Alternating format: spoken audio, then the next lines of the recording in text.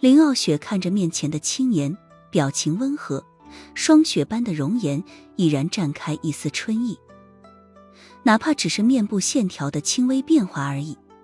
此刻的他和之前在面对柴润德父子二人的那个冰山女神相比，也像是截然不同的两个人。他微笑着说道：无忌，我把整个碧康送给你，你不想要？白木哥看着这冰雪消融之后的人间绝景，也有些挪不开眼睛。他又低头看了看自己身上的病号服，在林傲雪的面前，白大小姐总是不可避免的有一种相形见绌之感。傲雪阿姨，我其实不是很想啃老。苏无忌言不由衷地说完，忽然有点想抽自己的耳光。不是一直梦想着当个混吃等死的富三代吗？不是一直嫌弃老爸什么都不给自己吗？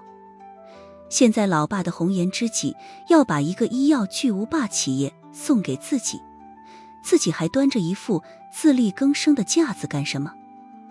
林傲雪的唇线轻轻翘起。哦，我听你爸说你经常嫌他抠门，当初他把你扔到灵州就给了你200块钱，这事儿我都说过他好几次了，哪有这么当父亲的？苏无忌差点喊出来。傲雪小妈真疼我。由于从小就在这样的环境中长大，其实苏无忌对老爸的那一堆红颜知己并没有什么不好的情绪，反而见了还非常亲切。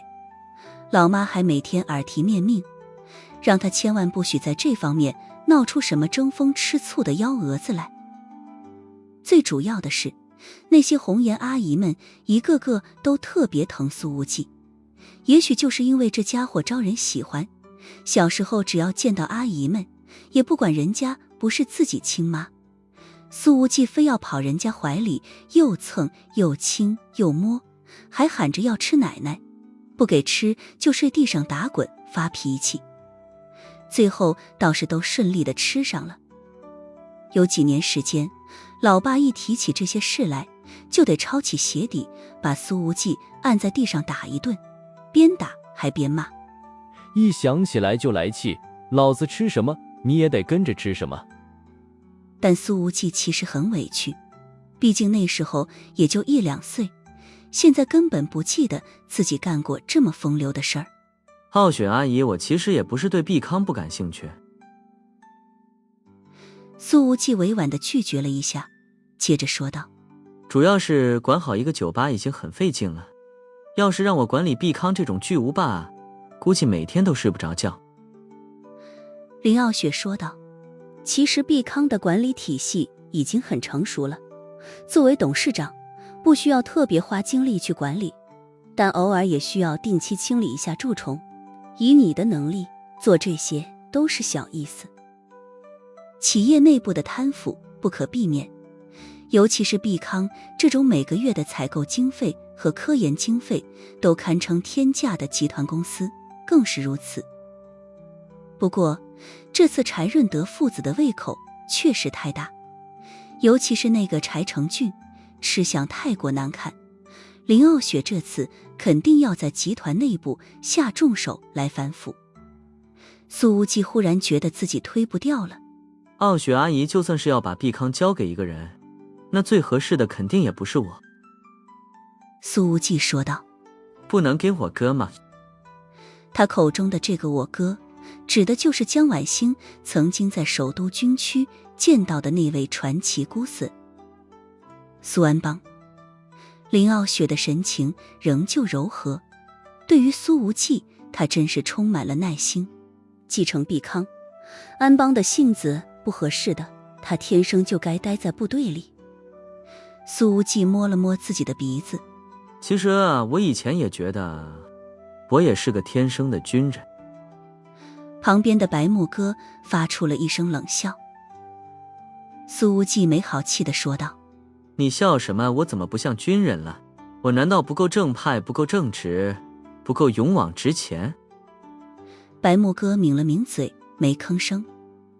要不是林傲雪在这里，他肯定得回上一句：哪个正派的人会在病床上几乎把手伸到女人的裤裆里面去的。至于还说自己勇往直前，直是直了，你勇了吗？你往前了吗？不要关键时刻不敢亮剑啊！一提到这些事，白木哥就有点替白小哥发牢骚。林傲雪也笑了笑，无忌，你可别看轻了自己，苏家这一代只有你最适合挂帅，但如果你现在不愿意的话，我还有精力多管碧康几年，有时间来等你同意。苏无忌感动得想掉眼泪。傲雪阿姨，你对我太好了，但我还是觉得我管不好碧康。林傲雪没在这个话题上继续，而是说道，无忌，你先帮我去看看那柴润德父子的情况，我和小白说两句话。他的目光已然转向了白木哥，这是长辈看后辈的目光，平静中有着微微的审视，让心理素质极其过硬的白大小姐竟是本能的有些紧张。苏无忌撸起了袖子说道，没问题，我去让他俩把钱吐出来，这个我擅长。林傲雪又交代了一句，他们吐出来的都给你。苏无忌的脚步猛然一顿，挤出了一脸笑容。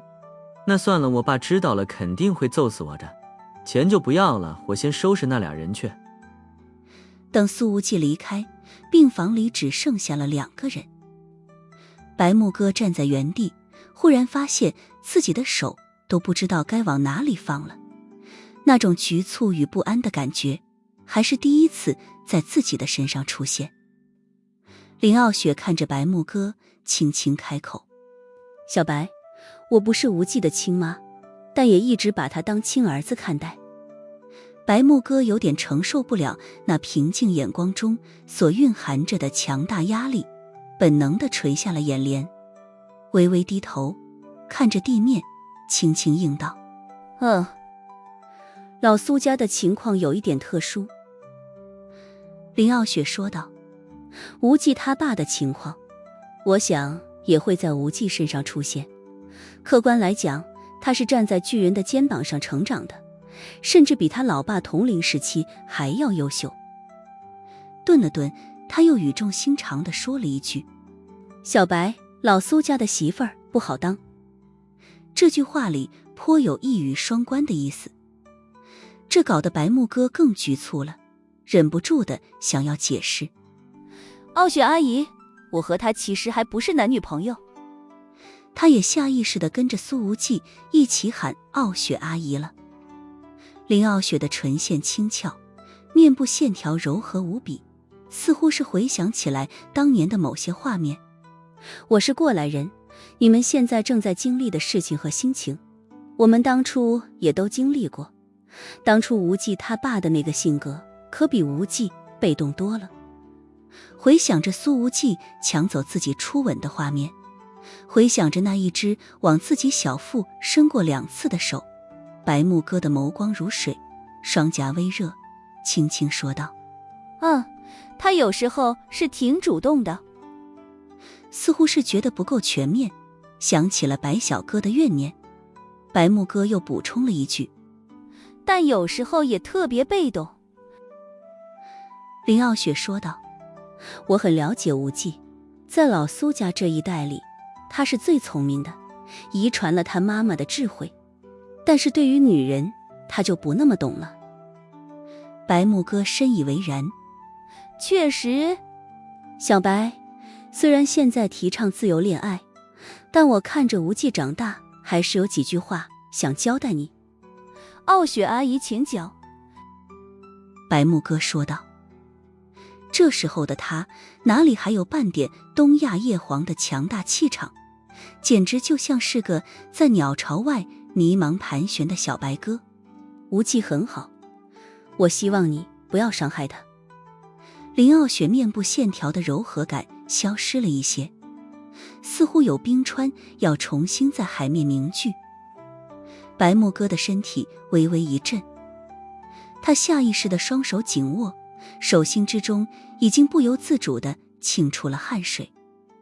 林傲雪的目光之中带着审视，说道：“你别紧张，你应该知道我说的不只是感情方面。”白木哥轻轻咬了咬嘴唇：“我知道的。”以往这种咬嘴唇的女儿家神态绝对不会在白大小姐的身上出现。现在的白家不错，但跟苏家还不能比。林傲雪凝视着白木哥的眼睛，话锋忽然一转，说道：“对了，以前首都也有一个白家，你知道吗？”白木哥的神情再度一震。我知道。白木哥的手指互相缠绕在一起，轻轻说道：“算是远房亲戚。”那个白家曾经很辉煌，但后来在极短的时间里没落了。林傲雪说道。白木哥：“是的。”林傲雪继续问道：“关于没落的原因，你清楚吗？”白木哥如实回答：“以前长辈们对此讳莫如深，但我这2年才有所耳闻，也不知道听到的那些是不是真相。但多年以前的事情，终究和我没有什么关系。”说完这句话，他的肌肤上已是冷汗涔涔，连贴身衣物都已经被汗水淹得潮湿了。我想告诉你的是，那个白家和你现在的白家不是一回事，你自己也要时刻记住这一点。林傲雪轻轻地拉起白木哥的手：“我相信你能分得清。”谢谢傲雪阿姨提醒，我一定注意。白木哥的目光落在两人拉在一起的手上，眼光前所未有的复杂。林傲雪又难得笑了一下：“那我问你，如果现在的白家里有人还想旧事重提，你怎么办？”白木哥很认真地说道：“在认识无忌之前，我不会在意这种事情；在认识无忌之后，我不会让这种苗头出现。”以白家大小姐那慵懒淡漠的性子，她以前才懒得管。林傲雪轻笑着点点头：“那就好。”白木哥本能地松了一口气，对方这么一笑，让他感觉到身上的压力骤减。随后林傲雪又问道：“听无忌的妈妈说，你平时喜欢用的武器是一把唐刀。”白木哥的身体再度狠狠一震，他有种从里到外全部被看透的感觉。难道说是自己这次中毒倒地的时候，正好背着一把唐刀，被苏无忌讲给他老妈听了？这个理由很牵强，牵强到白木哥自己都不相信。他宁愿相信苏无忌的父母已经提前把自己查了个底儿掉。而傲雪阿姨此刻说出这句话，就是在提前敲打自己。什么东亚叶皇，什么东方叶妹，在苏家长辈们的眼中，自己没有半点伪装可言。白木哥这种时候还不能反问，只能深吸一口气，如实说道：“傲雪阿姨，我之所以喜欢用唐刀，是因为我最崇拜的那个偶像，他也用唐刀。”的确，白木哥之所以会选择唐刀当自己的武器，确实是受了偶像的影响。林傲雪听了这句话，轻轻一笑：“这么巧？”白木哥不知道巧在哪里，甚至没敢多问。林傲雪说道：“其实我在跟无忌的妈妈聊了之后，她和我都还挺喜欢你的。”说这话的时候，他仍旧轻轻拉着白木哥的手，并未放开。白木哥能听出这是真心话，他不禁又稍稍地松了一口气。他不了解林傲雪以往的性格，如果不是真的喜欢一个人，这位毕康的掌舵人是不会做出这样的肢体接触的。今天这一场别开生面的面试，让东亚叶皇发自内心地觉得，还不如去缅北跟反叛军打仗更轻松。林傲雪深深地看了白木哥一眼，话语中意有所指：“不管怎么样，都要注意保护好自己，谢谢傲雪阿姨。白木哥抿了抿嘴，犹豫了一下，说道：让我有种被家人关爱的感觉。林傲雪又轻轻笑道：没有被家人敲打的感觉就好。他真的感觉到对方那平静的眼光简直是世界上最锐利的东西，似乎能穿透一切，自己的所有小心思在这眼光之下都无所遁形。想了想，白木哥深吸了一口气，还是说道：傲雪阿姨，其实我觉得我距离和无忌成为男女朋友还很遥远，希望你们不要误会了我和他之间的关系。说完这句话，白木哥自己都觉得有点言不由衷。自己并不是放浪形骸的人，初吻一直留了20大几年，却能和那个家伙热吻好几次，甚至每次都本能的想让他往更深层次继续。林傲雪直视着他的眼睛，神色柔和：你在顾忌什么？白木哥一时间有些语塞，很认真的想了想，他才说道：我也不是很清楚。林傲雪一语道破：不想让男女之情束缚住你的脚步。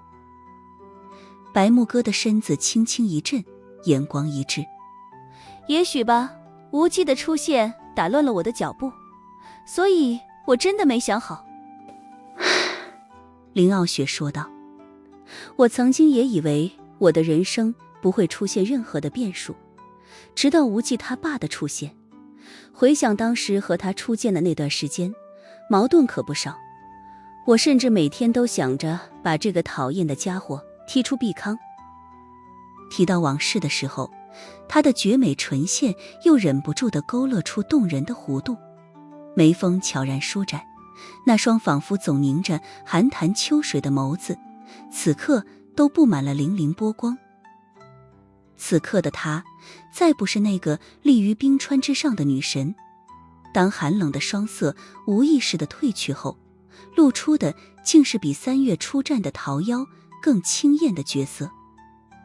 这绝美的风景让同为美女的白木哥一时间都本能地放轻了呼吸，生怕打扰到从林傲雪身上泛起来的温柔涟漪。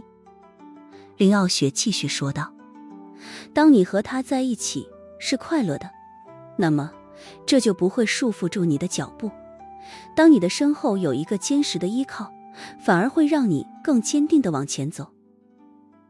白木哥想着自己和苏无忌之间的相处过程，忍不住地问道：所以碧康集团能够发展到现如今的程度，和苏叔叔也是分不开关系的。林傲雪微笑道：没有他，我早就死在黑暗世界那些天神势力的手里面了，又怎么会有后来这些故事呢？白木哥陷入了沉思。病房里安静了好几分钟，当他抬起头的那一刻，林傲雪忽而轻轻开口：小白，你想不想让东亚叶皇变成东方叶皇？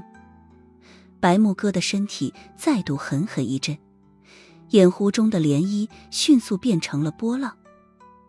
果然，自己早就被苏家彻底看透。那似乎不该属于普通姑娘的强大野心，被一语点破，让白木哥一时间有些失语了。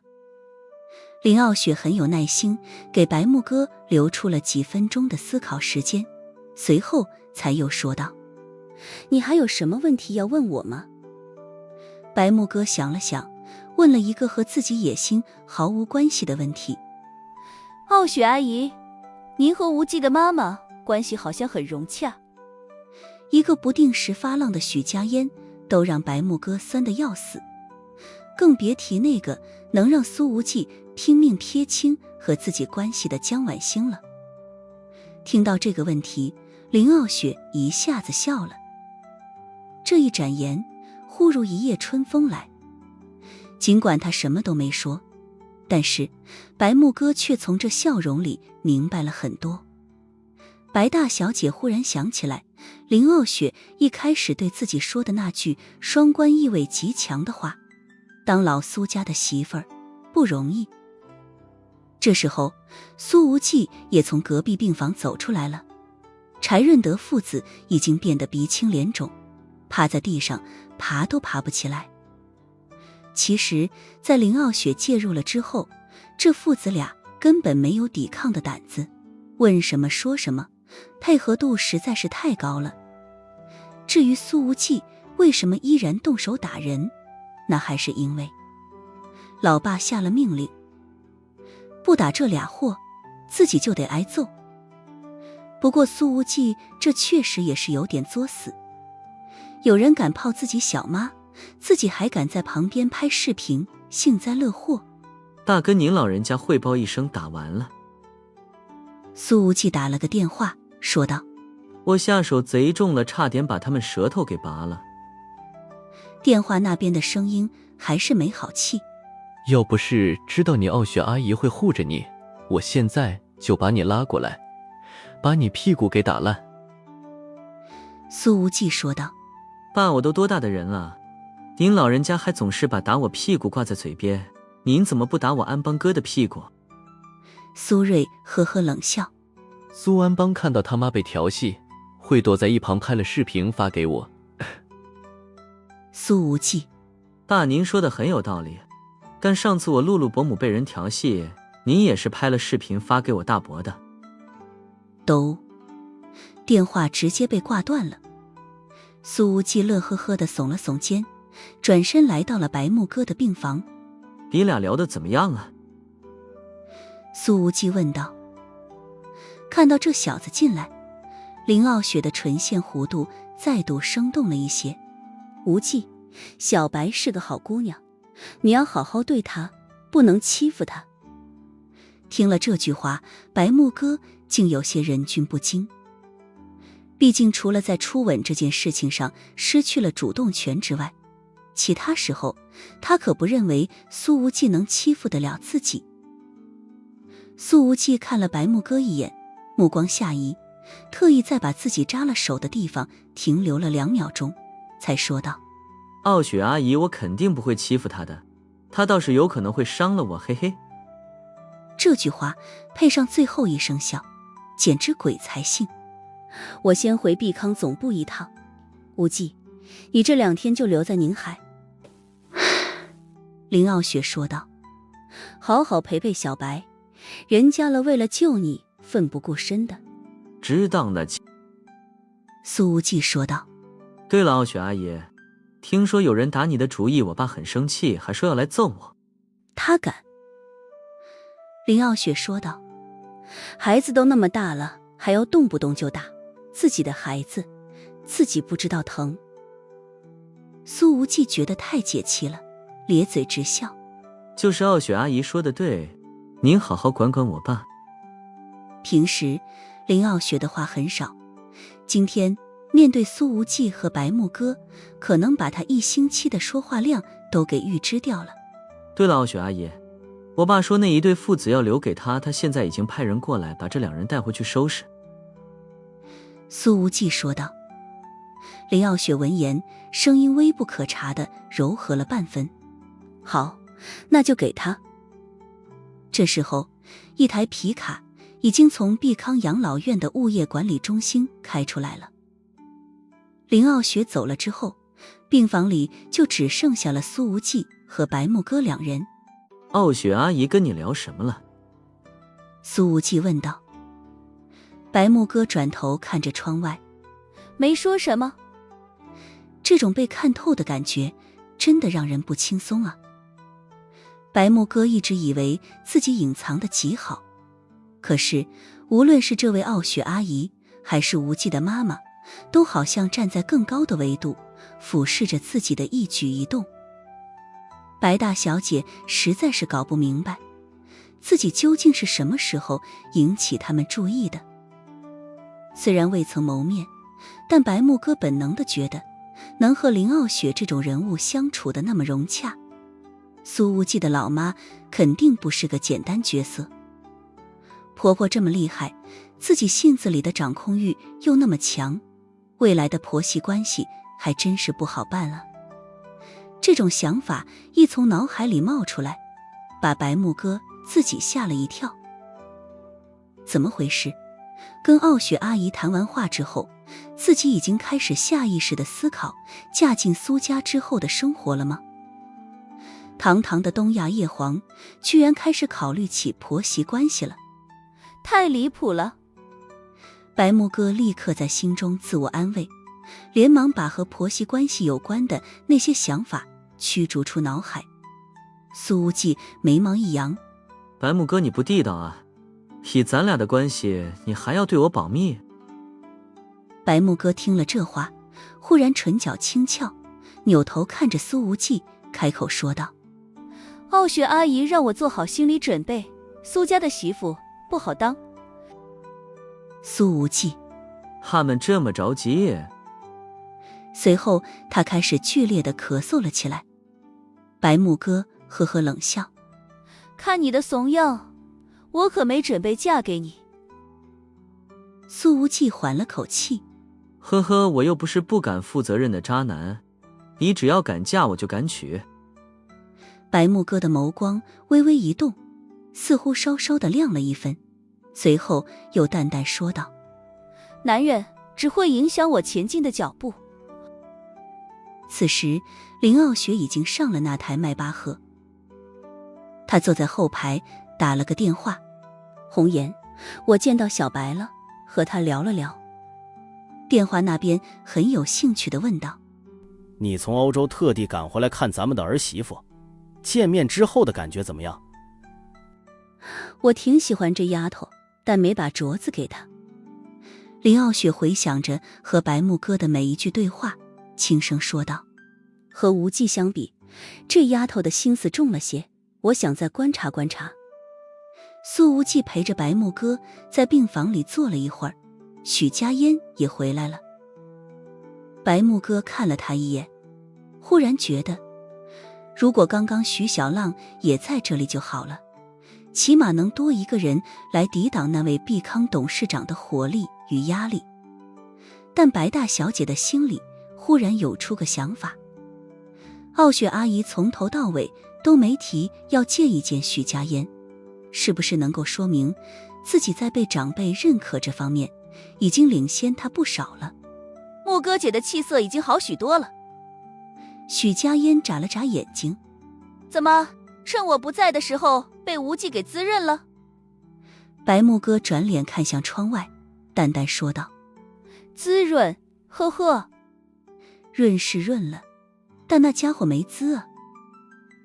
苏无忌没好气地说道：许家嫣你说过以后当着白木哥的面不跟我聊骚的。许家嫣嫣然一笑：我又没了你，我在聊木哥姐呀。她今天身着一件米白色的短款风衣，风衣的扣子一粒都没扣，腰带很随意地系着，却恰到好处地勾勒出那纤细又柔韧的腰身。而风衣里面穿着的则是一件紧身黑色吊带衫，被紧紧包裹着的曲线若隐若现。刚刚在林傲雪来到这儿的时候，许大小姐抽空回去洗了个澡，此刻头发明显才刚刚吹干没多久，那种清香与蓬松和穿着病号服的白木哥形成截然不同的两种感觉。苏无忌打量了一下许家嫣的穿着，说道：这里没你的事了，该忙什么就去忙什么吧。然而许家嫣却直接把风衣脱了下来，挂在衣柜里，往下扯了扯，露出一些雪白小肚子的吊带衫，道：我当然不能走了，我要照顾木哥姐，直到她出院。她那吊带衫的领口在胸线处骤然收紧，将胸之形拖成满饱的水滴状，沉甸甸的曲线随着呼吸上下起伏着，使得两根细细肩带显得有点不堪重负。而那形状明显里面是很薄的贴身衣物，绝对没有厚厚海绵的包裹与钢圈的托举。许家嫣的下半身是一条紧身高腰牛仔裤，完美贴合她的双腿，那靛蓝色的牛仔布料沿着凹陷的腰窝滑下去，在臀缝处形成微妙的凹陷，又在充满饱与满的臀瓣上崩出令人窒息的弧度。苏无忌不禁有点无语。许家嫣看起来一点都没露，穿得严严实实，可偏偏性感的能要了男人老命。还说你不是来辞镜的。木哥姐，你有什么衣服要洗吗？你换下来的内裤放在哪里的？许家嫣问道。我都给你洗了吧。白木哥有点罕见的扛不住，努力让自己的语气保持冷冷淡淡。这不用你帮忙。其实他从进了手术室就被剃光了，哪里知道自己那条从缅北穿回来的短裤在什么地方。许家嫣已经准备动手干活了，结果发现苏无忌正盯着自己的衣着不住打量，目光还有些怪异，于是说道：别这样看我，我不是来跟木哥姐显摆身材的，你知道的，我平时穿的可比现在性感多了。苏无忌看向了白木哥，话语里似有解释的意思。他说的好像也没错。白木哥从苏无忌的微表情里能看出来，似乎自己在他心里的地位比这个徐小浪还要高一些。而这时候一道声音响起来：无忌来了，你爸让我来医院抓人，听说侄媳妇受了伤，我正好来看看。一个穿着黑色西装的男人出现在了门口，手里还拎着2箱牛奶。许家嫣一见，顿时有些意外。周经理。出现在门口的正是养老院物业中心的经理周显威，他挂在脖子上的物业工作牌还没摘掉呢。周显威看到病房里的2个女人，笑了一下，说道：这么巧，俩侄媳妇都在呢。苏无忌开始剧烈地咳嗽了起来。显威叔，你可别乱讲啊，我和他们可没进展到那一步。周显威一脸浓郁的笑容。我懂，我知道，你这方面的能力肯定比你爸强，青出于蓝胜于蓝嘛。还有，跟你说多少次了，别喊我叔，你得喊我大舅。苏无忌，那又不是亲舅。许家嫣已经给周显威倒了一杯水，之前的小浪劲儿已经完全收起来了，反而显得有些乖巧懂事。周叔叔请喝水。白木哥看了他一眼，心中忍不住地说道：改口改的倒是挺快的。他犹豫了一下，也跟着苏无忌喊了一声：显威叔好。这么有礼貌，已经完全不像是以前那位目中无人的白大小姐了。但是当白木哥的目光在这位显威叔的身上多看了2眼过后，忽然发现自己根本看不透对方的深浅。他很确定的是，缅北的那几个高手加起来都不够眼前这位打的。这一天来，关于苏无忌家世的冰山一角不断被揭开，使得白木哥的心里确实遭受了不小的冲击。那些关于未来的谋划似乎该重新大规模调整一下了。周显威说道：小白，你就在这儿好好养伤，我可听说了，你这次在缅北奋不顾身的去救无忌跟小许，表现很勇敢，很大气，很有苏家大妇风范。谢谢显威叔夸奖。白木哥说完了，才反应过来。等等，您说什么风范？周显威乐呵呵地说道：苏家的媳妇可不好当，小白、小许，你们姐妹俩也算共过患难的，以后得互相包容，互相体谅，互相理解，互相扶持，知道吗？他这4个互相一出，让白木哥直接不知道该说什么好了。合着苏无忌的这些长辈已经巴不得把自己拉进苏家的户口本上了。而许家嫣却立刻嫣然一笑，很乖巧地说道：舅舅请放心，我一定做到您的要求。白木哥看着许家嫣，俏脸稍冷，在肚子里好不容易憋出了3个字：不要脸。苏无忌连忙把周显威往门外推去。排比句都整上了显微书，您老人家是要考研啊？周显威一边被往外推着，一边还喊道：小白小许，我看好你俩，你们一定要跟无忌白头偕老，这是我最真诚的祝福。许家嫣娇笑如花。舅舅慢走。砰！病房门被苏无忌重重关上了。终于清静了。苏无忌看了许家嫣一眼，没好气地说道：显微叔不了解情况，你可别跟着他乱讲话，更不许乱喊舅舅。知道了。许家嫣说道。但舅舅有一点没说错，我真的已经发自内心把木哥姐当成了姐姐，一定会相互扶持到老的。他忽然发现，在雌竞方面，自己有点不是许小浪的对手，但是他在其他方面领先，是时候展现一下了。此时的白木哥丝毫没注意，自己居然被激起了雌竞的心思。他面无表情地站到了苏无忌的面前，伸出双手拉住了他的手腕，让其双臂还在了自己的腰上。苏无忌的身体一僵。你要干什么？白木哥没说话，嘴唇已经贴了上来。苏无忌还没来得及做出什么反应，嘴巴就已经被堵住，牙关就已经被某个柔软湿热之物公开了城门。白大小姐今天真是突破底线了。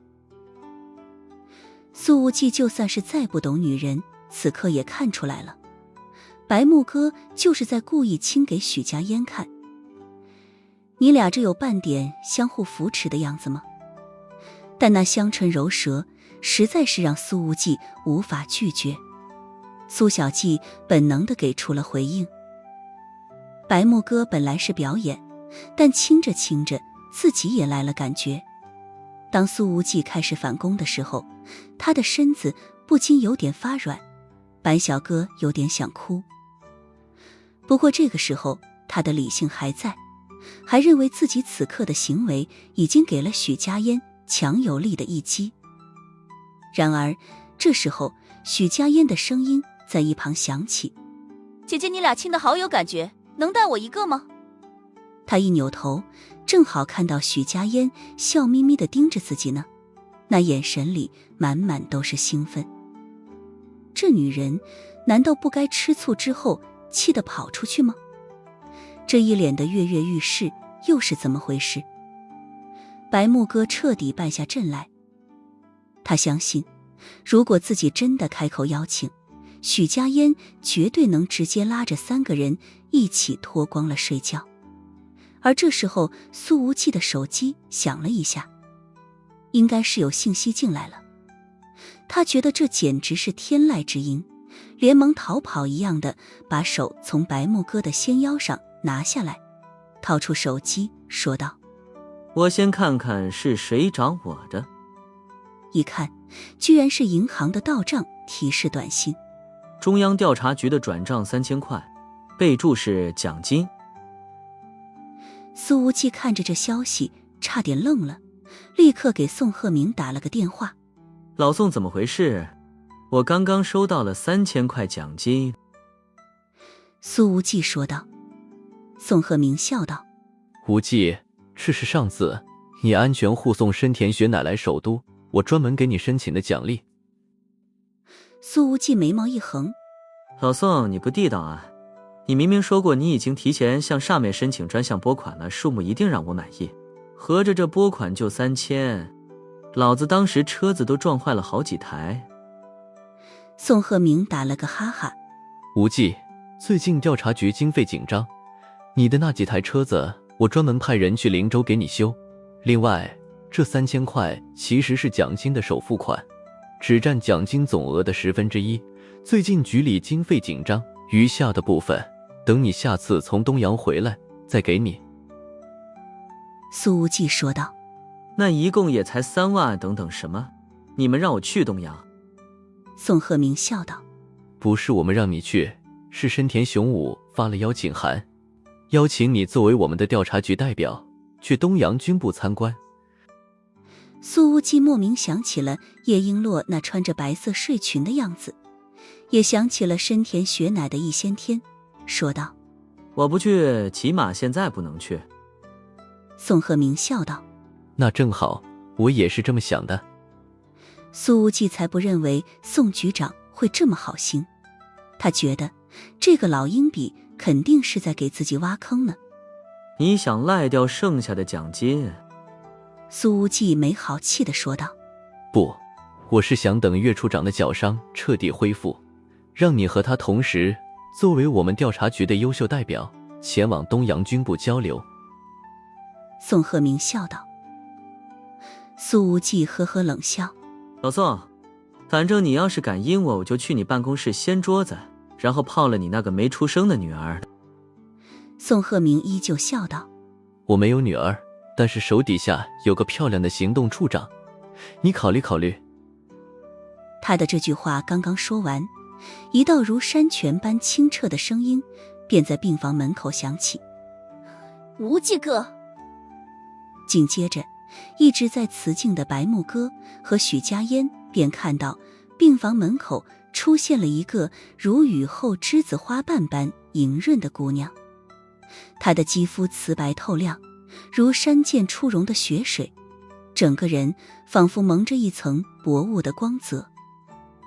这姑娘美得毫无攻击性，像一颗没有沾染尘世烟尘的雾面珍珠，明明在发光，却温柔无限，一点都不刺眼。当白木哥第一次看到宋之瑜的时候，更加深切地明白了林傲雪那句话的意思：苏家的媳妇儿不好当。白大小姐一直对自己的颜值有着极为充分的自信，但此刻面对如此青春又明媚的姑娘，她的心中竟是有种非常明显的无力感。或许自己的颜值不输，但年纪和青春却是永远赢不了少女的。这个念头一冒出来，白木哥也稍稍愣了愣。自己今天是怎么了？辞镜的心思挡都挡不住了吗？要不当着这丫头的面再去亲苏无忌一回。宋鹤鸣在电话里听到了这边的声音，说道：呵呵，这丫头的声音还挺好听，听起来还不到20岁吧。苏无忌呵呵一笑，故意气他：啧啧，快19了，嫩的一掐就出水，怎么老单身汉羡慕了？你小子桃花运不浅啊，总在外边拈花惹草。等我回头告诉你的岳处长。宋鹤鸣说道。其实苏无忌不清楚的是，宋鹤鸣已经提前跟碧康总院这边联系过了。当白木哥被推出手术室的时候，他远在首都，也第一时间知道了消息。苏无忌对着电话呵呵笑道：什么叫我的岳处长？老宋，你别打扰我，我要和小姑娘聊人生了，你下次好歹大方点，那3000块钱都不够我请人家吃顿饭的。扯淡，3000块钱都够你带着小丫头在宁海的豪华5星酒店开房了。宋鹤鸣说道：晚上悠着点，别把人家肚子搞大了，不然人家父母找上门来，我可不会替你擦屁股。苏无忌没好气地说道：老不正经，我搞你妹呀搞！宋鹤鸣：那可不行，我还真有个妹妹。他随后把电话挂断了。岳冰凌正坐在办公桌对面，那清寒俏脸之上的表情有些冷，但眼神也有些怪异。宋副局长，你刚刚在说什么？岳冰凌冷冷说道：你不是在向苏副组长询问伤员情况吗？打电话都不问伤员怎么样，一直在聊带着小姑娘开房是不是？岳冰凌已经认识到自己的顶头上司有多么无耻，但今天才发现这老男人竟是如此油腻。宋鹤鸣尴尬地笑道：男人之间的玩笑都这样，冰凌，你得慢慢习惯这样的聊天尺度。岳冰凌面无表情地站起来，拄着拐杖朝外走去。关门之前还说了一句：再有2周，我的脚就好得差不多了，宋局可以提前部署东洋之行的细节了。砰！看着被岳冰凌重重关上的办公室门，宋鹤鸣笑了笑。我看岳处长巴不得现在就去东洋，还真是越来越有意思了。想着刚刚从苏无忌电话里传出来的那个青春明媚的声音，宋鹤鸣摇了摇头，似乎有些看不惯。现在的小丫头还真是够主动，这一代年轻人可比我们那一代乱得多了。病房里，宋之瑜微笑着说道：“两位姐姐好。”此刻风格迥异的三叔同处一室，风景实在太美。白木哥没说话，许家烟则是满脸笑容地走上来，刚想要拉住小妹妹的手，却被苏无忌一巴掌打开，随后直接把宋之瑜拉了出去。你不在学校好好学习，往宁海瞎跑什么？宋之瑜那绝美的俏脸上带着如清风一般的笑。英雷姐和小庞哥送我来的。苏无忌扭头一看，那俩人正站在走廊的另外一边呢。他们把你带来这儿干什么？苏无忌没好气地说道：“快点回学校去，没事不要来找我。”今天宋之瑜穿着简单的白色运动装，一尘不染，头发扎了个简单的马尾辫，可即便没有任何妆造，那无敌的青春感似乎让整栋楼都一下子来到了春天。宋之瑜的眼睛亮晶晶的。无忌哥，我找你是有重要的事情，给你发消息也没回呢，只能当面告诉你。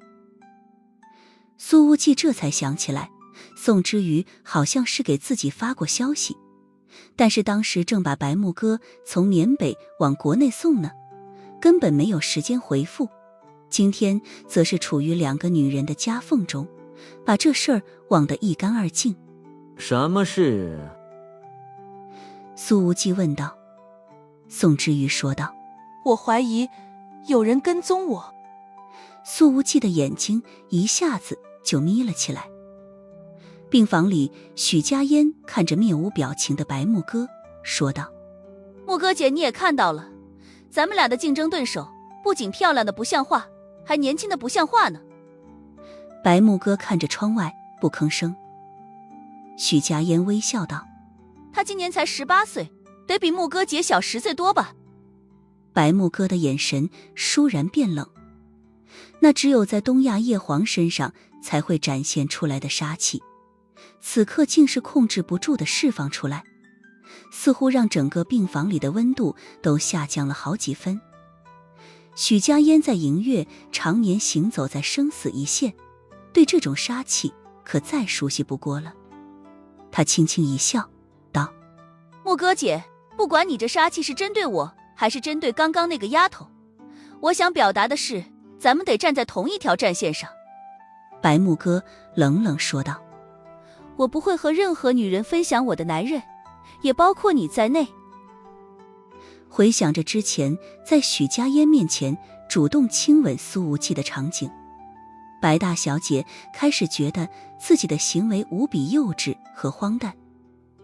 这个招蜂引蝶的混蛋，可经历了缅北的事情之后，我永远也不会把你当成敌人。许家烟却换上了一副很认真的表情。就算咱俩排着队要和无忌睡觉，我肯定也让你先上床。白木哥，你不会举例子就不要举了。许家烟挽住了白木哥的胳膊。木哥姐，我们都知道彼此的另一个身份，在苏无忌身边的女人里，只有我们俩最适合当战友。白木哥看向许家烟，把手从对方的弹软包裹中抽了出来，冷笑道：“你和他接过吻？”许家烟的眼神瞬间幽怨。没有。白木哥继续问道：“他摸过你吗？”许家烟的眼眶都红了。没碰过我。白木哥咄咄逼人。你和他睡过觉吗？许家烟快哭出来了。那更没有啊。白木哥的唇角勾起，冷笑的弧度更加明显。那你还算不上他身边的女人，起跑线都不一样，凭什么和我联手？只是这冷笑之中，好像还有着一丝藏不住的傲娇。看到徐小浪的气势被自己打压了下去，白大小姐的心里有点爽。莫哥姐，就为了维护你心里那点小小的骄傲，你非要这样故意气我吗？许家烟渲然欲泣，明显也在发挥着演技，委屈巴巴地说道：一时领先又不代表永远领先。白木哥伸出手指在许家烟的吊带胸口戳了戳，淡淡说道：穿个紧身小吊带来我病房晃荡，上面就只贴了个小胸贴，真以为我不知道你存的什么心思？然后他愣了一下，不说话了。因为白木哥发现自己的手指戳了一下之后，居然陷进去了一半。这许家烟从小究竟是吃什么长大的？万有引力在他身上都不起作用了吗？气人！许家烟的眼睛里顿时露出了笑意，他使劲往前挺了挺胸，说道：木哥姐，你觉得？白木哥把手收了回去，转头看向窗外，不说话了。许家烟话锋一转，说道：木哥姐，这次杜卡罗的亚洲总部被击溃，我收到了银月的一大笔奖金，但我觉得这笔钱应该都给你。白木哥的语气仍旧冷淡。我不缺钱，许家烟说道，但是没有你，我不可能那么顺利的。白木哥不喜欢听别人对自己感恩戴德，他没让徐小浪说完，直接打断：你们银月有内奸，你最近风头太盛，还是低调点，别被人弄死了。许家烟的眼神微微一凛。谢谢木哥姐提醒。说完，白木哥也朝病房外走去。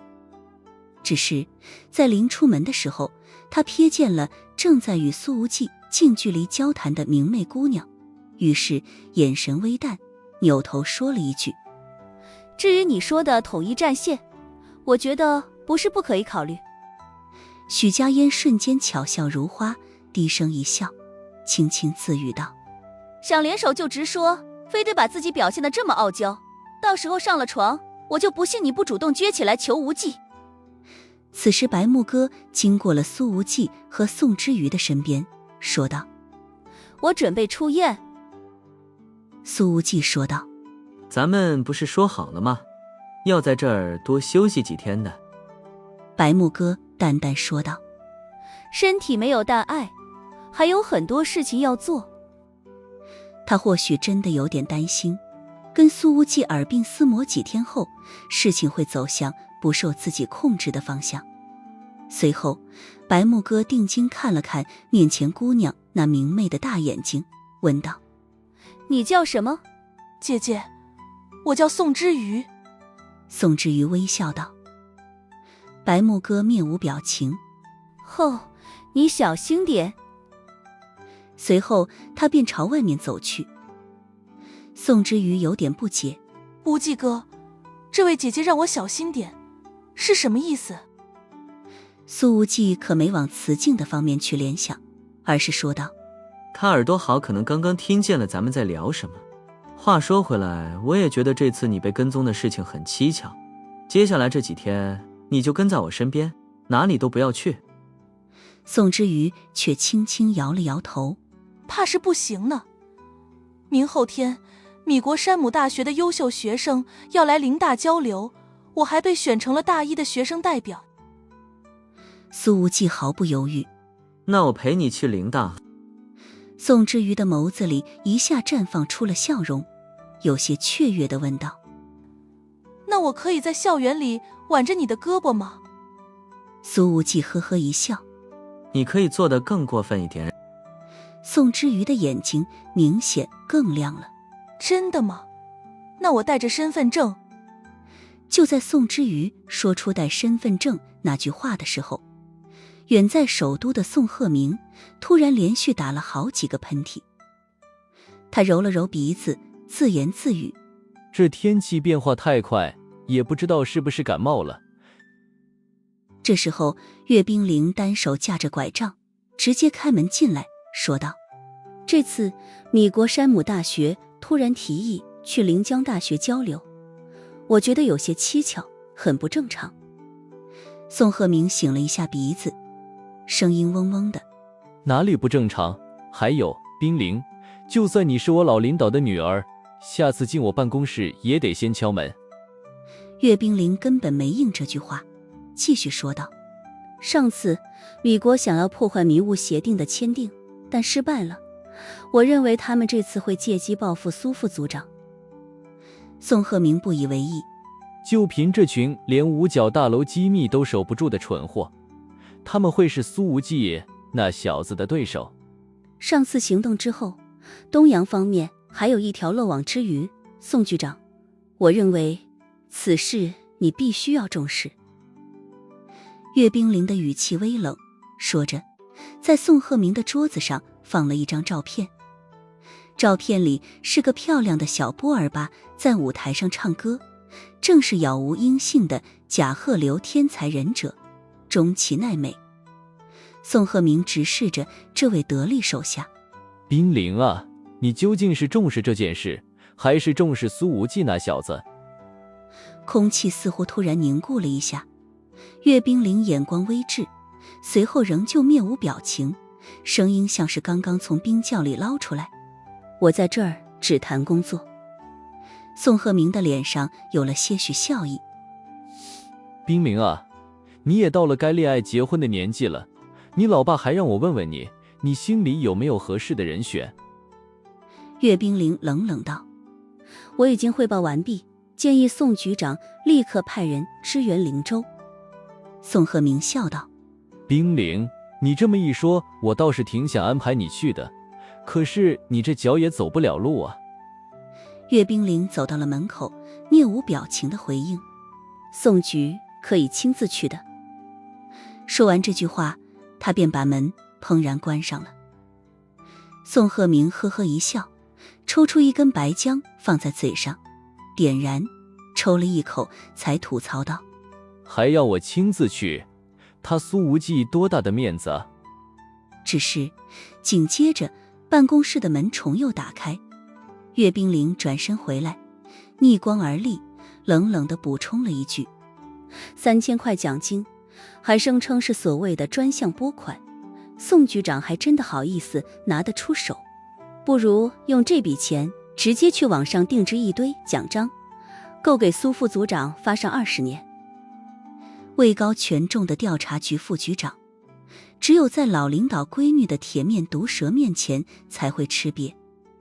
宋鹤鸣被烟呛得剧烈地咳嗽了起来：“岳大小姐，你别说了，我去灵州，我现在就去。”1个小时之后，白木哥已经离开了碧康总院，乘坐高铁去往首都。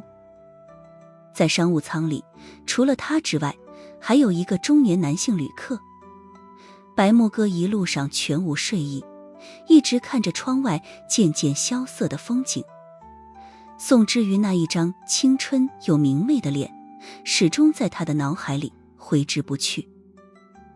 白木哥其实对自己的这种心情很意外，按照常理来说，一个还不到19岁的姑娘根本不会入他的眼，那10岁的年龄差更不会被白大小姐在意半分。可这一次，白木哥的心情有点乱，那个少女的出现莫名让自己有些不安，而他很确定的是，这种不安绝对不是因为所谓的雌竞。紧接着，白木哥的手机上收到了一条长长的信息，内容是：宋之瑜，梁山天际中学毕业，临江大学大一在读，出生于……竟是宋之瑜的所有信息，甚至连高考成绩都查出来了。无父无母的山区贫困生，其……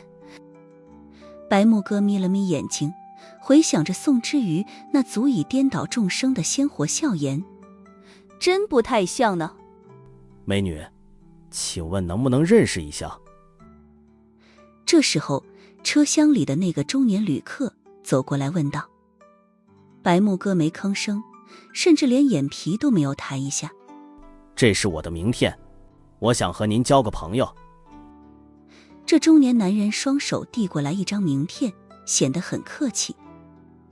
然而看白木哥没有伸手接的意思，他便把名片轻轻地放在座椅扶手上，转身回到了座位上。这绝对算不上骚扰，起码这男人全程都表现得很有礼貌。然而白大小姐现在的心情可不怎么好，她拿起那张名片看了看，拍了张照片发了出去。那中年旅客始终关注着白木哥的一举一动，他很久没有见到这么漂亮的女人，简直一见钟情。当他看到这漂亮姑娘拿起手机对着他的名片拍照片的时候，这中年男人一下子便心花怒放。可没想到的是，白木哥拍完了照片，便把名片随手装进了纸质垃圾袋，也没有半点搭理他的意思。这个举动让这位中年旅客明显有些看不懂了，但他也没有上前去打扰，只准备下车前再试一次，要是还被拒绝也就算了。几个小时之后，商务舱广播响起温柔女声：各位旅客，前方即将到站首都南站，请准备下车的旅客。中年男人接到了个电话，面色骤然变了。他平时经营一家仓储物流公司，生意做得不小，此时几个位于不同城市的集中仓库全部起火，火势极猛，损失不可估量。创业半辈子，这一下必然直接赔得倾家荡产。这中年男人瘫坐在位置上，面无血色，嘴唇哆嗦，如丧考妣。车子开始减速，白木哥仍旧静静望着窗外的枯黄梧桐，慵懒消散了的容颜之上毫无表情，仿佛刚刚所发生的事情根本不会引起他心情的半点波动。而这个时候，苏无忌则是带着宋之瑜回到了皇后酒吧。今天晚上他也没有再放着丫头回宿舍住，而是让她住在了自己的顶层套房里。至于苏无忌自己，则是准备在那个高仿沙发上凑合一夜。他不知道是谁跟踪了宋之瑜，但既然对方会盯上这丫头，那么八成和自己有关系。苏无忌可不愿意拿宋之瑜的人身安全冒险。在宋之瑜洗澡的时候，苏无忌就斜躺在沙发上，听着水声，脑海里想的全是另外一个女人，那个贾鹤流的小波儿，霸中齐奈美。岳冰凌已经发消息提醒了他，而这个消失的东阳上人，也一直是苏无忌心头挥之不去的阴云。苏无忌现在深度怀疑，那个时不时让宋之瑜感知到被跟踪的人有极大的概率，就是这个从娱乐圈突然消失的东洋小明星。这时候手机铃声响起，苏无忌一看来电，居然是宋鹤鸣。他没好气地接通，说道：宋大局长有何指示？宋鹤鸣笑呵呵地说道：我准备去一趟林州。苏无忌说道：那你不用告诉我怎么着，还想让我用那3000块奖金请你吃饭？想都别想，门都没有。你在干什么？宋鹤鸣问道。苏无忌：搂着18岁小姑娘睡觉呢，你管得着吗？这时候宋之瑜洗完澡出来了，他说道：无忌哥，我洗完澡了。这清亮又含羞的声音传进了电话里。宋鹤鸣听到了，笑呵呵地说道：还真是白天那个18岁的小姑娘啊，年轻人现在真开放，你悠着点搞，当心别被人家父母找上门来。关你屁事，我今天晚上还就把人家肚子搞大了。苏无忌直接没好气地挂断了电话。而皇后酒吧的楼下，宋鹤鸣正站在车边，看着从酒吧进进出出的短裙姑娘们，眯着眼睛抽烟。宋局，咱们不进去看看情况了吗？司机在一旁问道。他正是资深的行动组员李高乐，这次来灵州主要是保护老宋的安全。他可听别的老牌特工说过，别看宋局现在一脸威严，年轻时在非洲当特工可浪得不行，最喜欢大晚上的在那些破酒吧，天天跟屁股黑得发亮的黑妹聊骚。宋鹤鸣吐了一口烟雾，说道：真是世风日下，如果我有个女儿18岁就跟人睡觉，我肯定打断她的腿。他也不知道自己怎么就不自觉地带入这种身份了。李高乐开了句玩笑：宋局，您虽然没有女儿，但您现在依然可以撩别人家18岁的姑娘啊。宋鹤鸣瞪了他一眼：以前你们可不敢这么跟领导说话，我看都被苏无忌给带偏了。说罢他便上了车，说道：去林大学校旁边找个便宜点的宾馆对付一夜。李高乐吐槽道：宋局，您一个这么大的领导，就不能让灵州本地政府接待一下，我也能跟着沾沾光，住得好一点。宋鹤鸣一眼看穿：以为我不知道你在打什么主意，你就想他们招待我的时候，你跑这酒吧来撩姑娘。李高乐不说话了，心中暗暗吐槽了一句：老狐狸。